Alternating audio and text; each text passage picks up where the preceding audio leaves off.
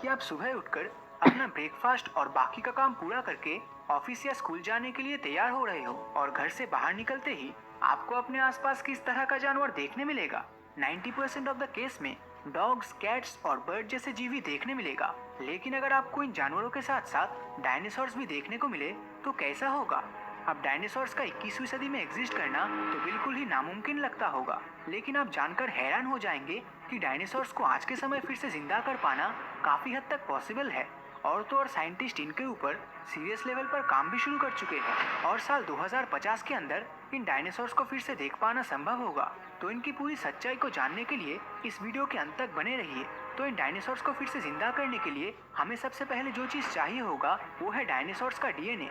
अब डायनासोर जिस समय धरती से पूरी तरह विलुप्त हुए थे वो समय था आज से लगभग 6.5 करोड़ साल पहले की। अब इतने पुराने समय में जाकर डीएनए ला पाना तो नामुमकिन है, तो हमें ऐसे जानवरों की जरूरत होगी जो देखने में डायनासोर की तरह हो। अब डायनासोर की तरह बोलते ही आपके दिमाग में मगरमच्छ या फिर कोमोडो ड्रैगन जैसे जानवरों का ख्याल आ रहा होगा, लेकिन हम जिस जानवर के डीएनए से इन्हें वापस ला पाएंगे वो महज एक पक्षी है। जी हाँ, आपने सही सुना। लाखों करोड़ों सालों के दौरान जो जानवरों में एवोल्यूशन होता है उसी के चलते डायनासोर्स नेचर के साथ अपने आप को जिंदा रखने के लिए एवोल्यूशन करते गए और इसी लंबे समय में उन डायनासोर्स का हाथ धीरे धीरे पंछी के विंग्स में बदल गया और इनके जबड़े पंछी की चोंच में बदलने लगे। अब हो सकता है मेरी इन बातों को बहुत लोग विश्वास नहीं कर रहे, तो उनको मैं कुछ चीजें दिखाना चाहता हूँ। ये है आज के समय के पेलिकन्स पंछी, जिनके चोंच बिल्कुल टेरासोरस डायनासोर जैसा दिखता है। तो वही दूसरी तरफ ऑस्ट्रिच के शरीर का पैटर्न काफी हद तक वेलोसिरेप्टर जैसा है। लेकिन जुरासिक पार्क सीरीज में काम कर चुके मशहूर पैलेंटियोलॉजिस्ट जैक हॉर्नर के मुताबिक डायनासोर्स को जिंदा करने के लिए सबसे आइडियल बर्ड है चिकन, और चिकन से बनने वाले डायनासोर्स को चिकनोसॉरस कहा जाएगा। लेकिन हमारा कॉमन सेंस तो यही कहता है कि एक तरफ है डायनासोर जो आकार में बहुत ही ज्यादा बड़ा होता था और दूसरी तरफ चिकन, जिसे अगर हम एक बहुत ही कमजोर पक्षी कहे तो गलत नहीं होगा। तो एक कमजोर पक्षी से बेहद बड़े डायनासोर को पाना आखिर संभव कैसे होगा। तो हॉर्नर के मुताबिक चिकन एम्ब्रायो के अंदर मौजूद डायनासोर्स के प्रिजर्व्ड और इनएक्टिव जीन को अगर हम किसी तरह जिंदा कर पाए तो इन चिकन से ही हम डायनासोर्स को वापस ला पाएंगे। अब ये चिकन्स और एलिगेटर्स असल में थेरोपॉड्स डायनासोर के ही वंशज है, जिन प्रजाति में वेलोसिरेप्टर्स और टीरेक्स भी शामिल है। अब इन चिकन्स को डायनासोर में कन्वर्ट करने के लिए 3 जेनेटिक इंजीनियरिंग प्रॉब्लम को सॉल्व करना होगा, जो कि है एक लंबी पूंछ, दूसरा है बिना चोंच वाला मुंह जिनमें दांत होना चाहिए, और तीसरा है विंग्स के बदले हाथ, उंगली और नाखून। बस अगर इन 3 प्रॉब्लम्स को सॉल्व किया जा सके तो हम ज्यादा दूर नहीं बल्कि हम साल 2050 के आते आते हम डायनासोर्स को जिंदा देख सकेंगे। लेकिन इनके आने के बाद धरती में क्या क्या बदलाव देखने को मिलेगा, अभी के लिए इसे एक हाइपोथेटिकल सिचुएशन समझकर ही चलते हैं।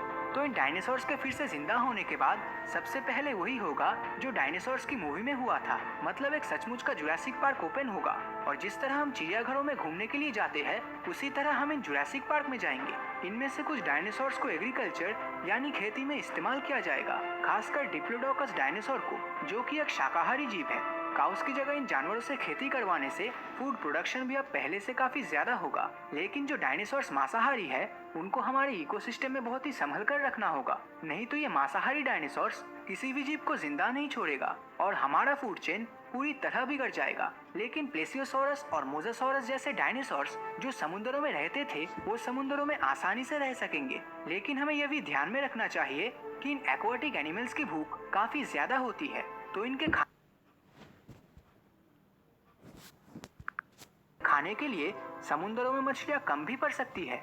अब तक तो हम भविष्य में क्या हो सकता है इसकी बात कर रहे थे, लेकिन अगर हम एक सेकंड के लिए इमेजिन कर ले कि जिस एस्ट्रॉयड के धरती से टकराने से डायनासोर्स खत्म हो गए थे, अगर वो एस्ट्रॉयड धरती से टकराया ना होता तो उस केस में इन डायनासोर्स का क्या होता। शायद आपको लग रहा होगा कि अगर वो एस्ट्रॉयड धरती से नहीं टकराता तो ये डायनासोर्स अब भी जिंदा होते, मगर हकीकत तो ये है कि अगर ये डायनासोर्स लाखों सालों तक धरती में हुए प्राकृतिक आपदाओं से अगर बच भी जाते तब भी उन्हें एक प्रजाति के जीव के आगे खत्म होना ही था, और वो जीव और कोई नहीं बल्कि हम इंसान हैं। हम इंसानों को हमारे आकार से कमजोर समझने की गलती मत करना। अगर हमारे पूर्वज मैमोथ जैसे बड़े जानवर का शिकार कर सकते हैं तो डायनासोर्स को हैंडल करना भी उनके लिए कोई बड़ी बात नहीं होती। जुरासिक पार्क मूवीज में दिखाया गया था कि टीरेक्स जैसे मांसाहारी जानवर कितना तेज दौड़ता है और इतना तेज दौड़ने के चलते इन्हें देखकर तो ऐसा ही लगता होगा कि इन डायनासोर से हम इंसानों का जीत पाना तो बिल्कुल नामुमकिन होगा। लेकिन हमें ये नहीं भूलना चाहिए कि वो एक मूवी थी। हकीकत में टीरेक्स जैसे जानवर उतना स्पीड से नहीं दौड़ते थे जितना मूवीज में दिखाया गया था।